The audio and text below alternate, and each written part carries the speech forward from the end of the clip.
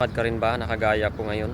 What's up mga kasipag? Sana tapusin mo panoorin tong video na to para ma-motivate kang gumalaw mga kasipag sa aking simpleng video. Dahil naniniwala ako sa lahat na nagsimula lahat sa simple bago naging malupit yun mga kasipag sa pinaniniwalaan ko mga kasipag. Kung bago ka pa lang sa video na to, ako nga pala si Diosdado Alaman, dating OFW at isa ring content creator. Tumubok rin mga kasipag sa pag-content mga kasipag dahil naniniwala ako mga kasipag na sa try and error mga kasipag. Isubukan natin yun po yun mga kasipag. Pero bago ang lahat mga kasipag, may kukwento man ako sa inyo mga kasipag. Ibubuy sa Uber ko na lang to mga kasipag kasi magtatrabaho na ako mga kasipag mga kasipag, trabaho muna tayo mga kasipag.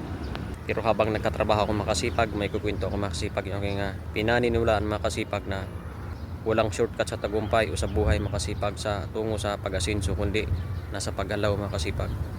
Okay mga kasipag, ibubuhay sa Uber ko ito mga kasipag kasi magtrabaho na ako mga kasipag ito yung trabaho ko mga kasipag sa isang heavy equipment operator, which is okay naman, nangangamuhan, maayos din naman at mahalin din natin yung trabaho natin kasi yun yung nagpapasok sa atin ng pera araw-araw. Yun po yung mga kasipag, kaya huwag nating langlangin yung ating trabaho, mahalin natin. Okay mga kasipag, tara trabaho tayo.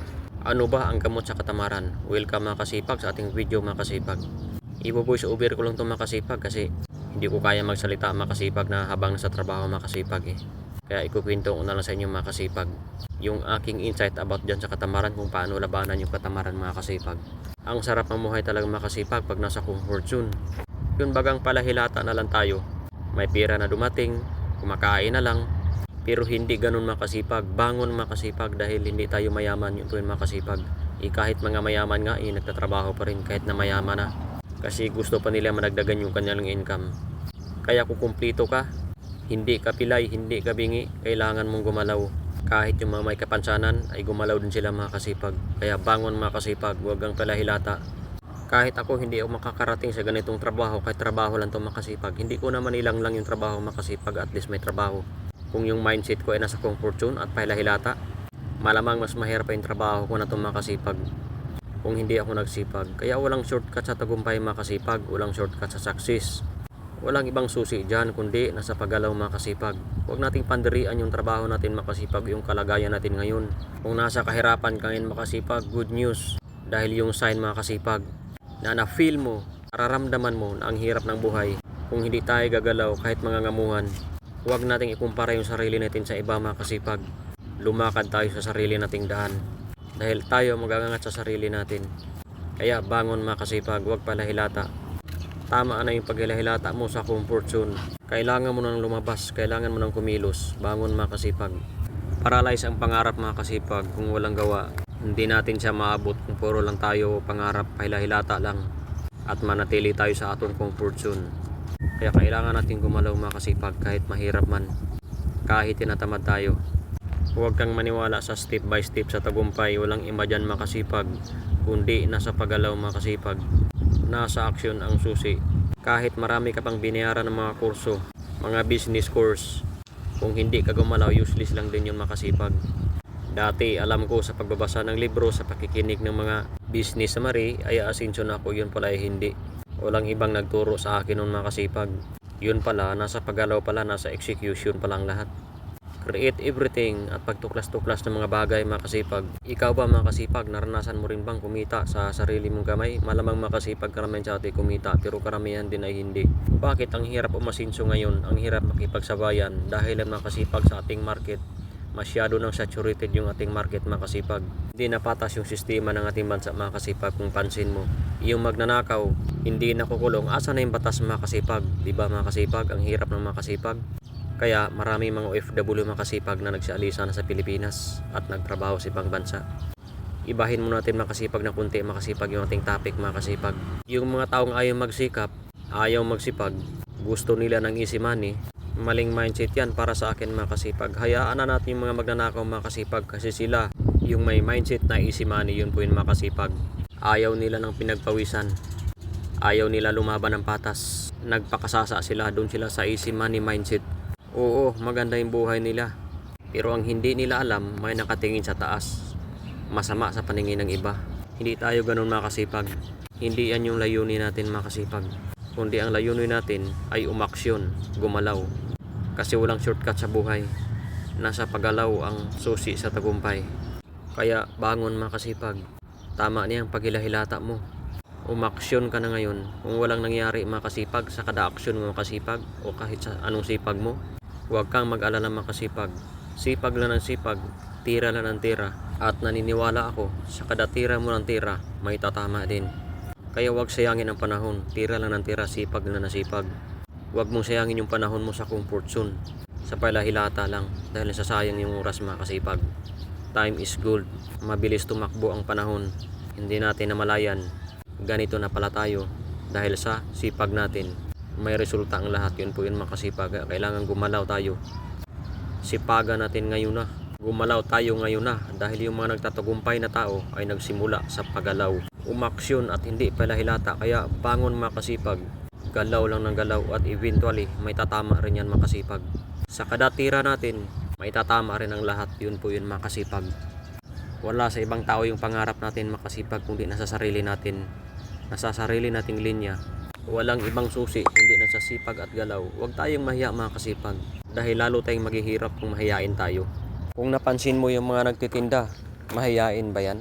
Hindi yan sila mahiyain makasipag. Kaya hindi tayo aangat sa buhay kung mahiyain tayo. Yun po yung makasipag. Wala tayong mararating sa buhay kung mahiyain tayo. Yun po yung makasipag ang katotohanan. Mahirap mang isipin ang hirap ng umasinso makasipag sa buhay makasipag.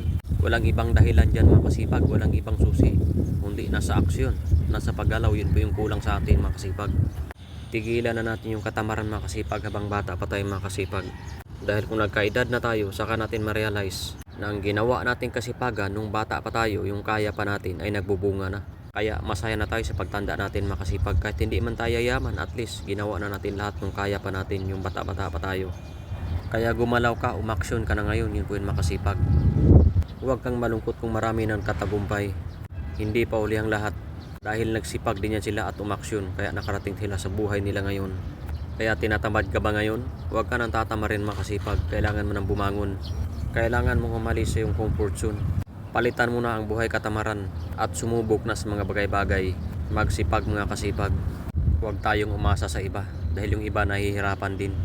Bangon makasipag habang bata pa tayong makasipag. Huwag palahilata.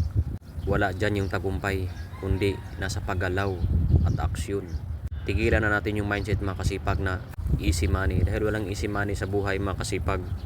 Lalo tayong maghihirap kung hindi tayo gagalaw. Yun po yung katotohanan makasipag. Huwag mong sayangin yung buhay mo. Huwag yung sayangin yung panahon. Ginto ang oras makasipag kasi pira. Kasi yung pira kikitain pero yung panahon hindi na maibabalik. Yun po yung katotohanan makasipag. Kaya gumalaw tayo makasipag at nakakapagod. May pahinga din sa tamang oras, yun po yung makasipag. Kailangan i-manage natin yung oras natin makasipag sa tama. Gamitin natin yung tama yung oras. Huwag nating sayangin yung panahon mga kasipag.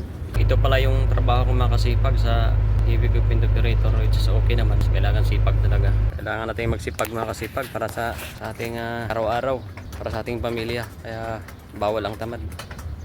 Makasipag. Ito pala yung trabaho ko makasipag sa heavy equipment operator. Is okay naman, ganun din. Worker pa rin trabaho, pero huwag nating lalangin yung trabaho. Yan, kasama ko. Kailangan talagang magsipag. Sa panahon ngayon, bawal lang talagang manatili tayo sa ating comfort zone. Kaya kailangan magsipag kahit na trabaho mahirap. Hindi ko naman nilangin lang yung trabaho, pero mahalaga yung trabaho sa mga araw-araw natin.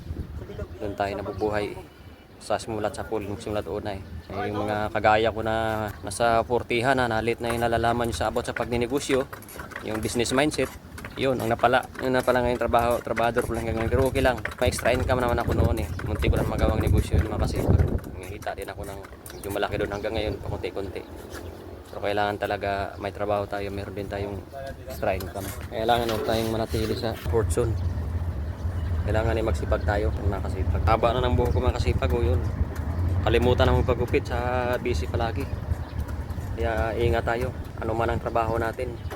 Yung trabaho ko na ito delikado rin to. Hindi ito sabihin madali lang naman which is. Pero kahit madali lang, delikado pa rin.